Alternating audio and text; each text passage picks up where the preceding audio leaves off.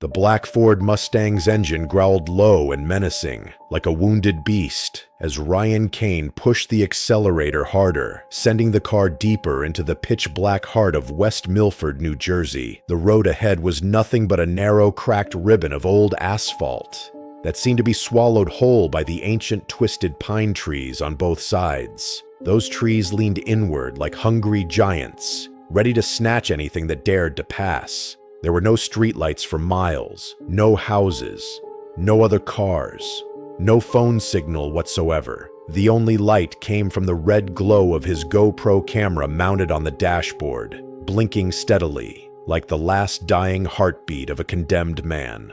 Ryan, 26 years old, the cocky paranormal YouTuber with 2.3 million subscribers, had spent weeks planning this.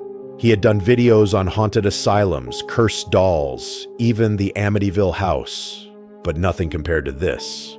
His girlfriend had begged him not to go alone, crying on the phone last night. "Ryan, please. Those roads have killed hundreds. Real people, not just stories."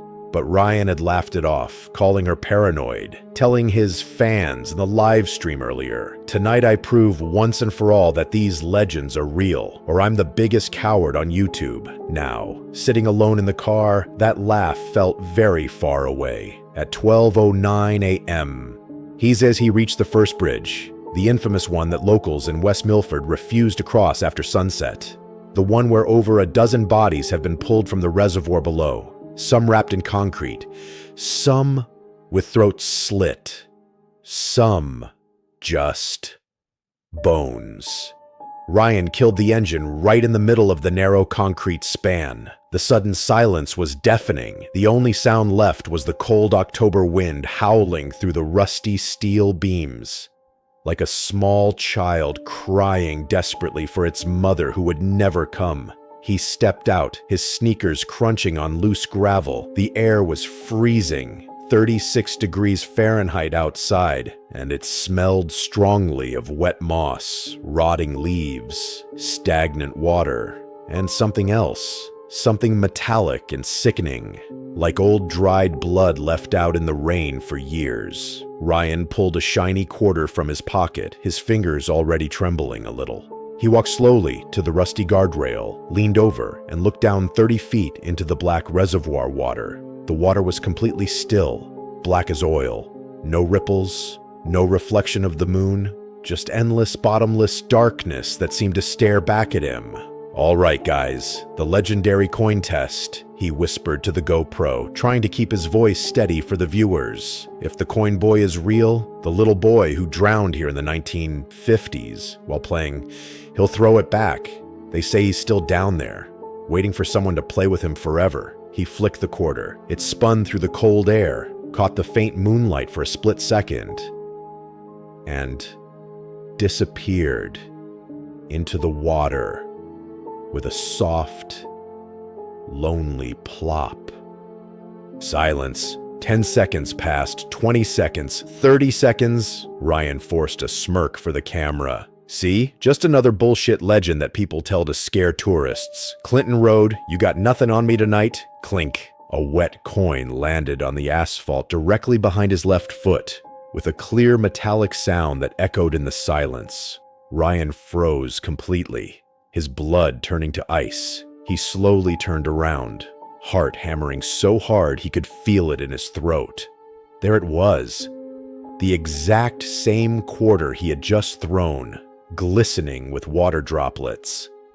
And on George Washington's face was a single fresh, bloody fingerprint, still warm to the touch when he picked it up. The blood smeared on his fingers. He could smell it clearly now, coppery and fresh. His mind raced. This can't be real. Someone is pranking me, but there is no one here for miles. Then the whisper came from directly beneath the bridge. Soft, gurgling, bubbling like a small boy speaking while drowning in deep water. "Throw it again.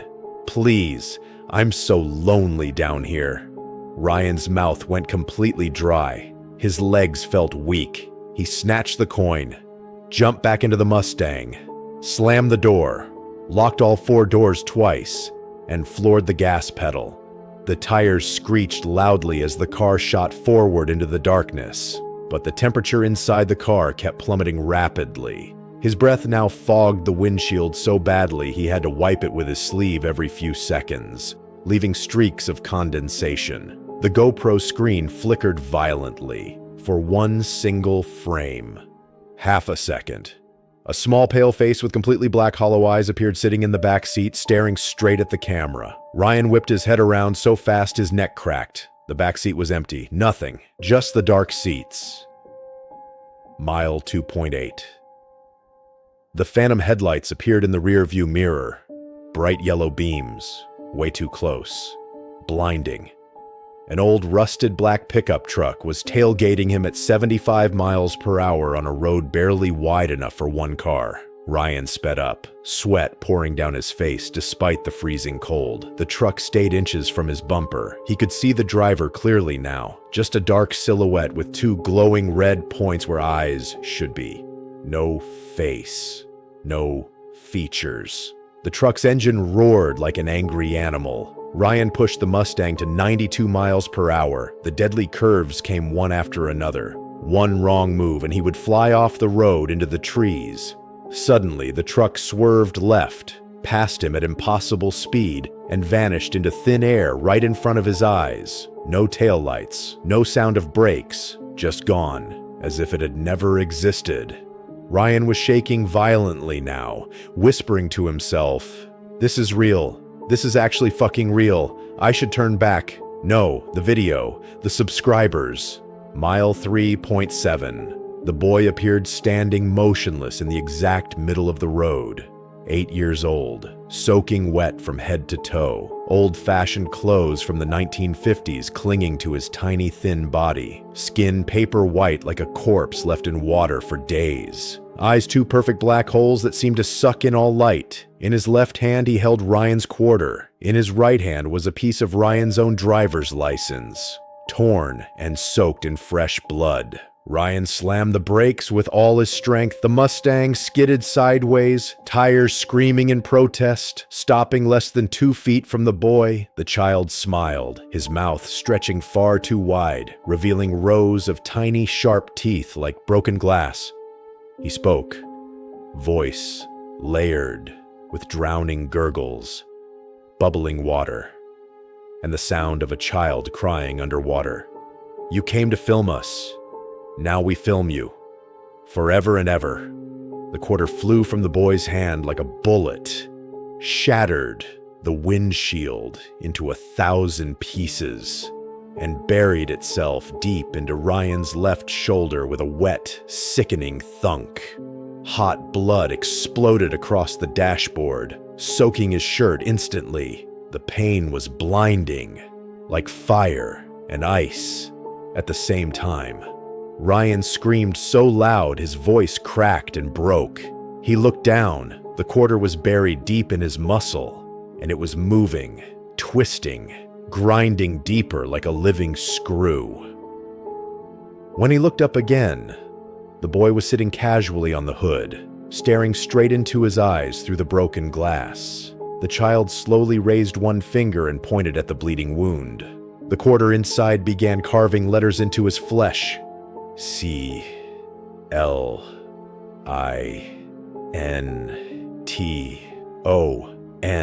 Ryan tried desperately to drive away. The engine was dead. Lights flickered wildly. From under the car came the sound of long nails scraping metal. Slow, deliberate, getting louder and closer. Something heavy was crawling out from the reservoir, dragging its bloated, waterlogged body across the road. In the side mirror, Ryan saw her. The woman from 1983, the one the Iceman killer had chopped into pieces and wrapped in garbage bags before dumping her here. Her green peeling skin hung in long strips. Maggots poured from her empty eye sockets and open mouth. She reached the driver door and wrapped her rotting fingers around the handle. Click, the door unlocked itself. Ryan lunged forward, slamming the lockdown again and again, but it kept popping up on its own. The woman pressed her decaying face against the window, maggots smearing across the glass in thick trails. She whispered in a voice like wet gravel and broken bones, "We've been waiting for a loudmouth like you. Someone who thinks he can expose us and make money. Now, you become part of the collection. Forever. Ryan screamed and floored the gas again. The engine roared back to life. The car lurched forward, dragging the woman a few feet before she let go, leaving bloody handprints, strands of rotting flesh, and maggots stuck to the door. But now the entire road was alive with evil. The trees on both sides bent sideways toward the car, branches scraping the roof, and sides like long skeletal fingers trying to grab him. Red eyes glowed in the dark woods. Dozens, then hundreds, hellhounds with burning muzzles, growling so deep and low that the entire car vibrated.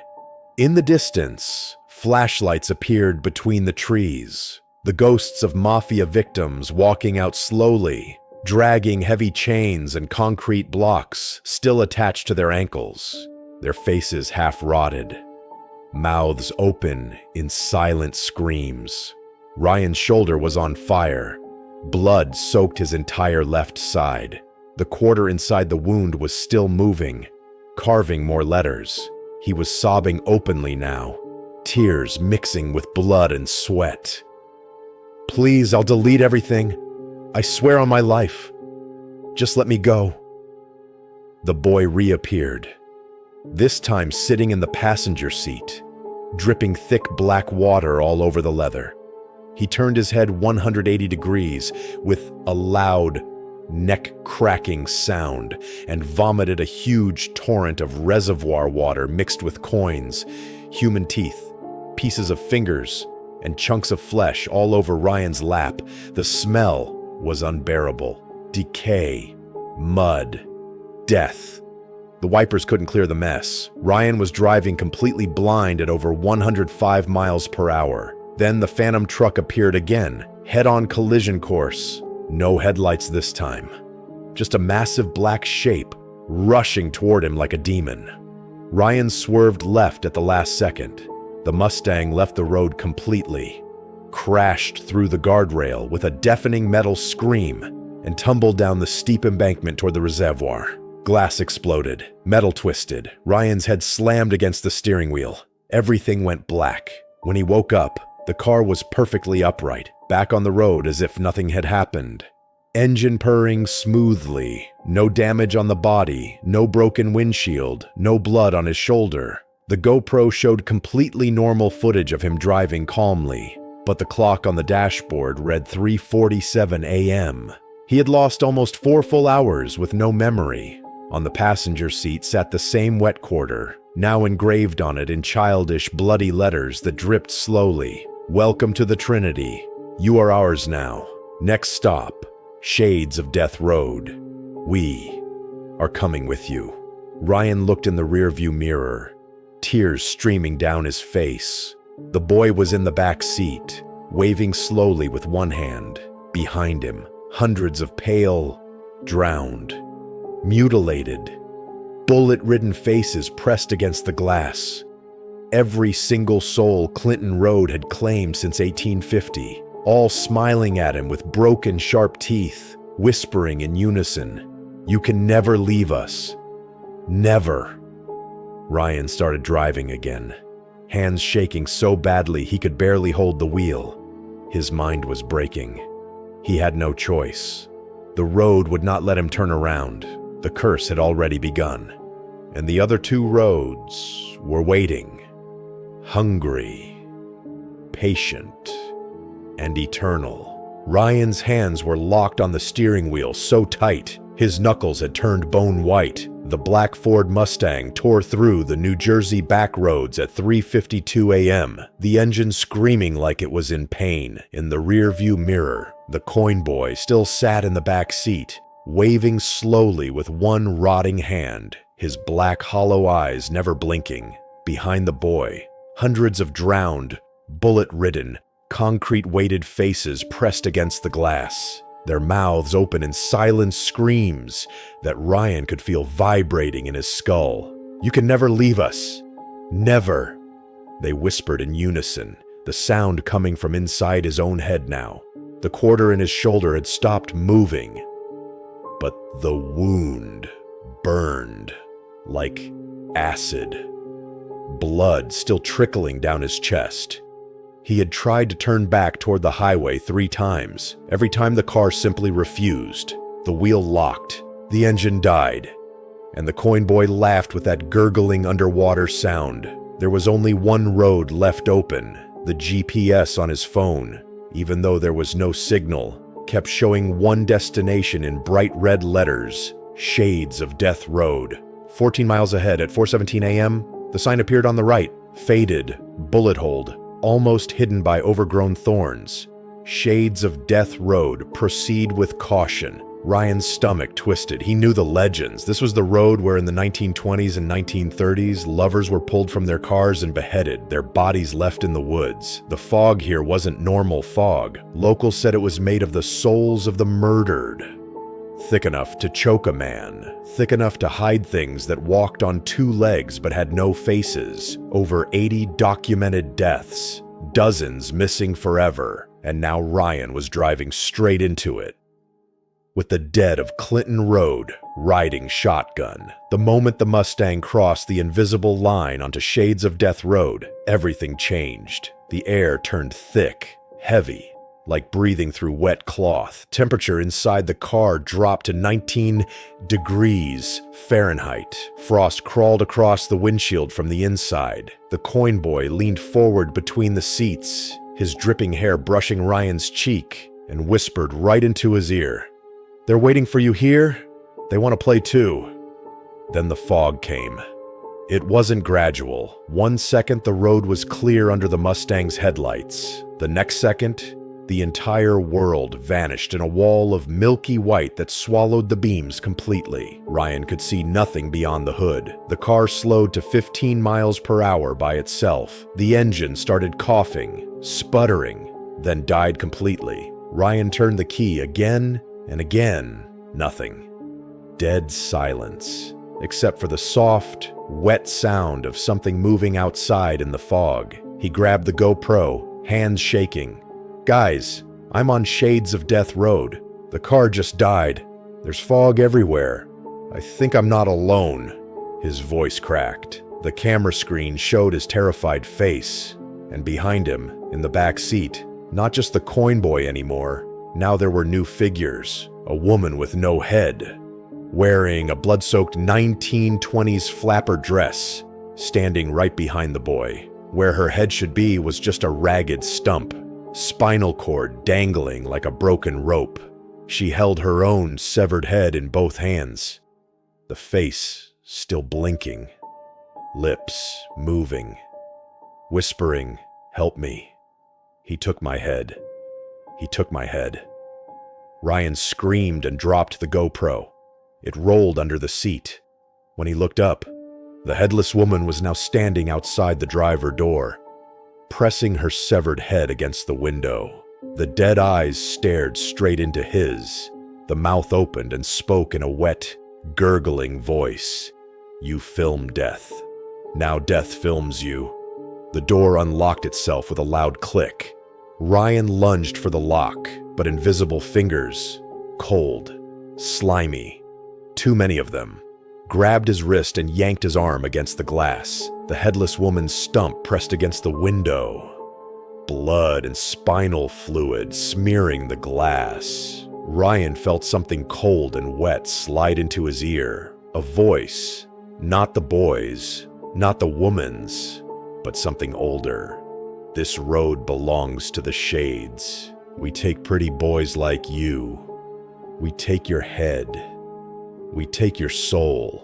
He kicked the door open with all his strength and stumbled out into the fog. The moment his feet touched the asphalt, the temperature hit him like a slap, freezing, bone-deep cold. The fog was so thick he couldn't see his own hands. He could hear footsteps all around him, dozens of pairs, some barefoot, some in old boots, some dragging something heavy. A woman's voice screamed from the left, "He's coming! Run!" Then a man's voice from the right, cut off mid-scream with the sickening sound of an axe hitting flesh.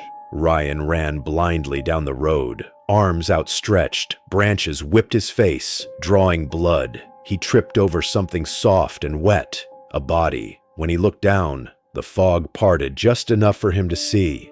A young couple from 1931, still in their Sunday clothes, both headless, their severed heads placed neatly on their laps, eyes open, staring up at him. The man's head whispered, "Join us." "It doesn't hurt after the first cut." Ryan screamed and scrambled backward. The coin boy was standing right behind him now, holding the quarter that was still embedded in Ryan's shoulder. The boy smiled and pushed the quarter deeper with one finger. Pain exploded through Ryan's body. He fell to his knees. The fog thickened even more. Now he could see shapes moving inside it. Tall, black, faceless things that glided rather than walked. The shades. Dozens of them. They surrounded him in a perfect circle. One stepped forward. It had no face, just a smooth black oval. But when it spoke, it used Ryan's own mother's voice. "Ryan, come home. Dinner's ready. Why did you leave us?" Ryan cried like a child. Mom, please help me." He reached out. The shade grabbed his hand. Its touch was like dry ice. Skin froze and peeled off in strips. The voice changed to his girlfriend's. "You said you loved me. Why did you choose the ghosts over me?" Then it changed again to his own voice, screaming in agony, "They're cutting my head off! They're cutting my head off!" The headless woman appeared again, this time holding a rusty axe from the 1920s. She raised it high. Ryan tried to crawl away, but invisible hands held him down, cold, dead fingers digging into his shoulders, his legs, his throat. The axe came down. It stopped inches from his neck. The woman laughed, a high, mad sound. "Not yet. We like to play slow." Ryan felt something crawling up his legs inside his pants. Maggots, hundreds of them, biting, burrowing. He tore at his clothes, screaming. When he looked up, the fog had formed faces. Every victim of Shades of Death Road since 1900. Men with slit throats, women with their eyes gouged out, children hanging from trees. All of them whispering his name. The coin boy walked through the circle and knelt in front of Ryan. He placed the bloody quarter on Ryan's forehead like a crown. 2 roads down, 1 more to go. The Devil's Highway is waiting. But first, give us something. The boy reached into Ryan's open shoulder wound with his small, rotting fingers and pulled out a piece of Ryan's own flesh, a chunk the size of a golf ball. He ate it slowly, chewing with sharp teeth, blood running down his chin. Tastes like fear. Ryan's vision blurred. He saw himself from above, lying on the road, surrounded by the shades. The headless woman raising the axe again and again, chopping slowly, piece by piece, while the coin boy filmed it all with Ryan's own GoPro. Then everything went black. When Ryan opened his eyes, he was back in the driver's seat. The Mustang was running smoothly. The fog was gone. The clock showed 6:12 a.m. No blood on his clothes. The shoulder wound was just a small scar in the shape of a quarter. The GoPro showed normal driving footage, but in the passenger seat sat the coin boy, now holding the headless woman's severed head on his lap like a toy. Both of them smiled at Ryan. On the windshield, written in fresh blood that was still dripping, "Welcome to the family. Next stop."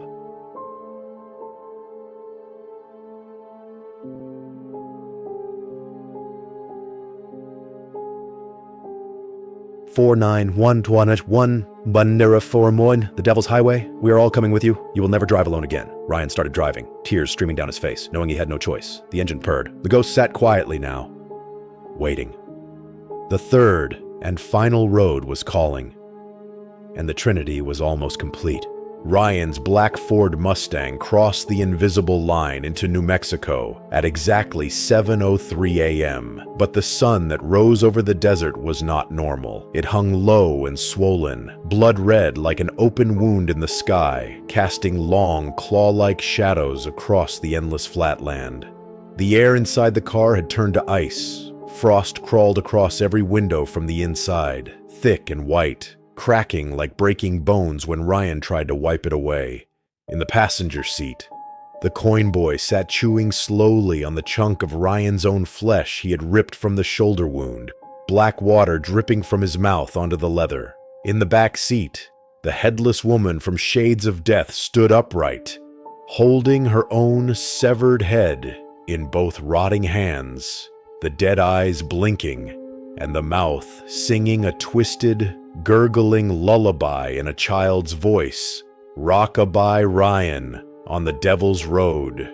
When the wind blows, your head will explode.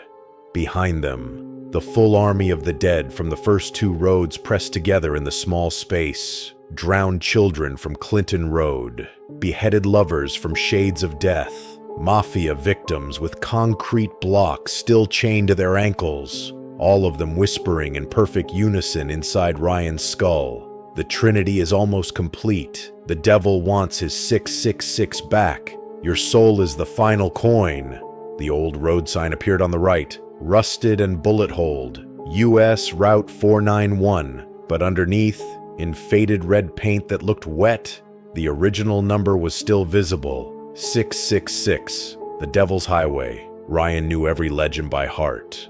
This was the road the government had to rename because too many people died here. Because the number of the beast attracted something ancient and hungry. Over 200 crosses lined the shoulders, each one marking a driver who never made it home. Skinwalkers, Navajo witches who wear the skins of the dead and the living, were said to hunt here at night. Black dogs with glowing red eyes that caused instant fatal crashes. Hitchhikers who climbed into your car and then vanished, leaving only bloody handprints and the smell of sulfur. Sudden sandstorms that lasted seconds but left cars flipped and empty. And worst of all, the road itself was alive.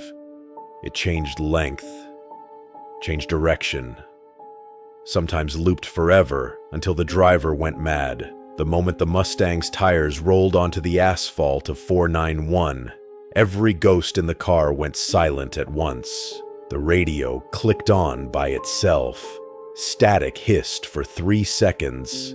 Then a deep, ancient voice that sounded like every scream Ryan had ever heard spoke directly into his ears.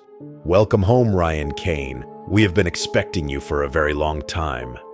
Clinton gave you the coin. Shades gave you the axe.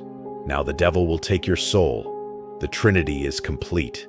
The temperature inside the car dropped to -5 degrees Fahrenheit. Ryan's breath froze in midair. His fingers stuck to the steering wheel. The coin boy leaned close, pressed his cold, wet lips to Ryan's ear and whispered, "Drive faster. He likes it when they run." The road began to change. Straight, flat, desert highway suddenly twisted like a dying snake. Mile markers started counting backward. 66, 65, 6. Then the number 666 appeared on every single post, glowing blood red. The desert on both sides turned black. The sand replaced by millions of tiny bones that crunched under the tires. Crosses along the road began to move.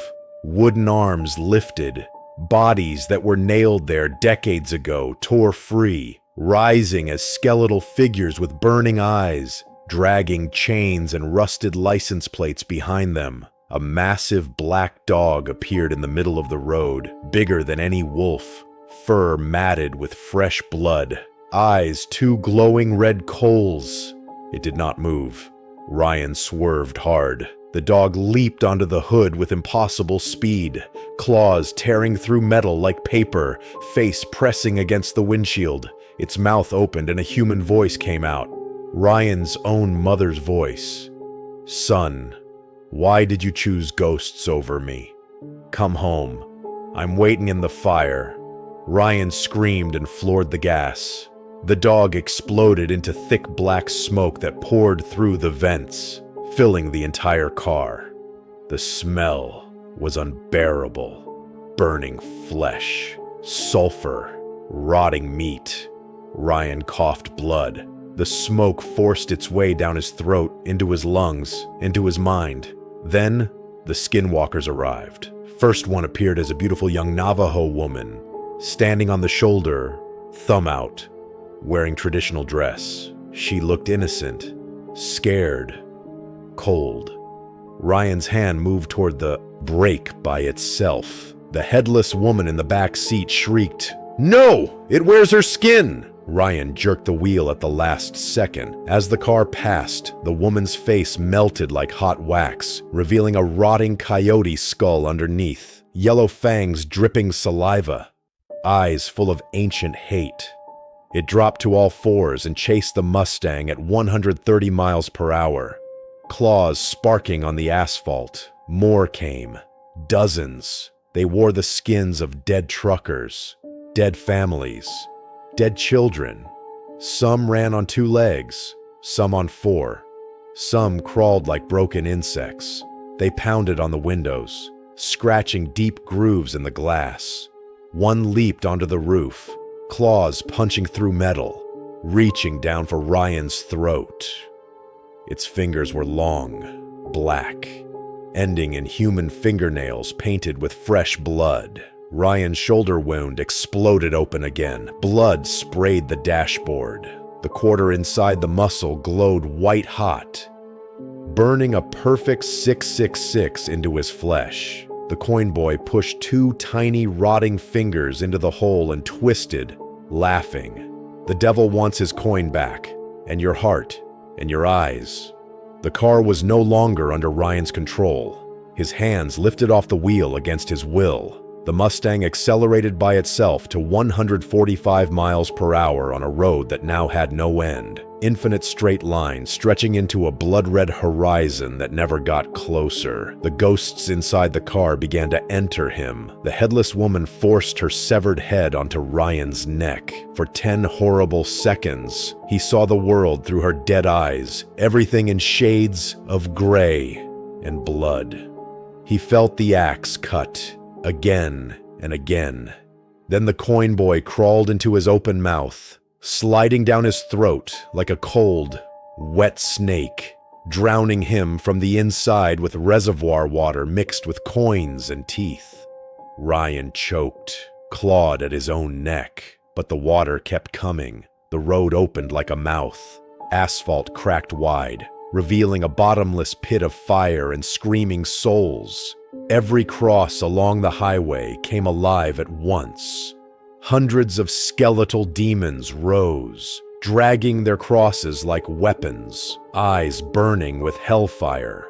The Mustang plunged straight into the pit. Ryan screamed as flames licked the car, as hands from below grabbed the tires, as the ghosts inside him laughed with pure joy. But there was no crash. The car emerged on the same road, back at mile marker 666, but now it was night again. October 31st, 2025, midnight exactly. The sun had never risen.